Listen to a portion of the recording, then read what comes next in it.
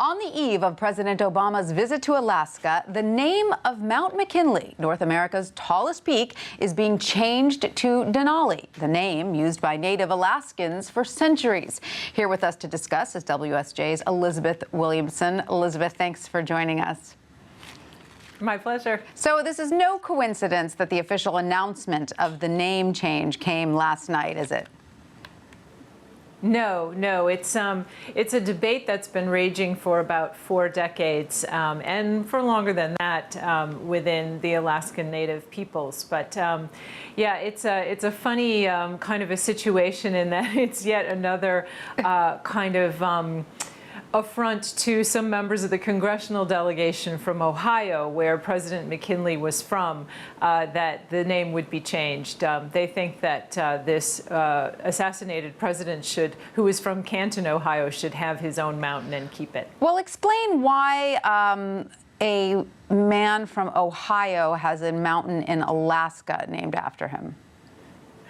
Good question. What happened was, back in 1896, a gold prospector, this is, as we probably know, North America's highest peak. He thought that at that time, McKinley was running for president. He wasn't president yet, and it certainly wasn't after he'd been assassinated, which is when most things are renamed. But as a kind of promotional stunt, a campaign stunt, they decided to name the mountain after him.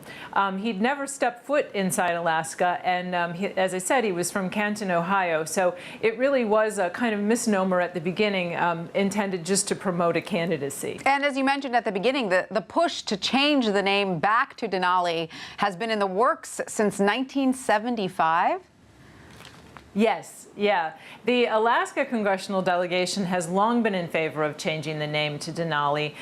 The state forest around it is called Denali, and it just means big mountain. Ironically, when the Russians owned Alaska, they also called it Bolshaya Gora, which also means big mountain.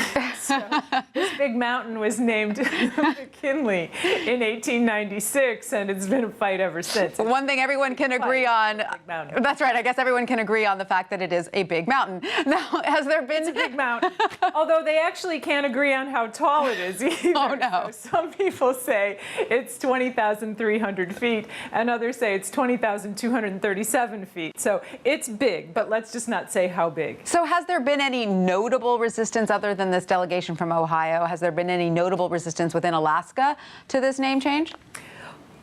Well, I think that there's a sense among some folks that, oh, this is a traditional name. It was named for a president who tragically died at the start of his second term. Why would we want to change it? And then there's a sense that, you know, this was not done through the Congress, where the Ohio delegates, especially since John Boehner, the Speaker of the House, is from Ohio, he probably would have weighed in on this before it was done rather than after.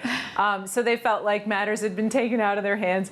So this is kind of a minor, but yet another example cited by the Republican Congress of the president doing an end run around them. Very interesting. Now, alongside the name change, this is a historic visit coming up by President Obama to the region, correct? Yes, he'll be the only president ever to have visited the Arctic, a group which includes President McKinley. Oh, no. Now, will there be any controversy surrounding his visit? I mean, we know we can expect that he'll be touting the importance of containing climate change, but he has been criticized for his decision last week allowing Shell to drill for oil in Arctic waters, correct? Yes, although that would probably be less controversial in that territory than it is around these parts in Washington. Drilling is less controversial in Alaska because it helps to fuel the economy. Yeah. So, so this will be, I think this controversy over the mountain will soon fade once he starts making some statements on their territory. Yes, I think you're probably right about that. Thank you so much, Elizabeth. You're welcome.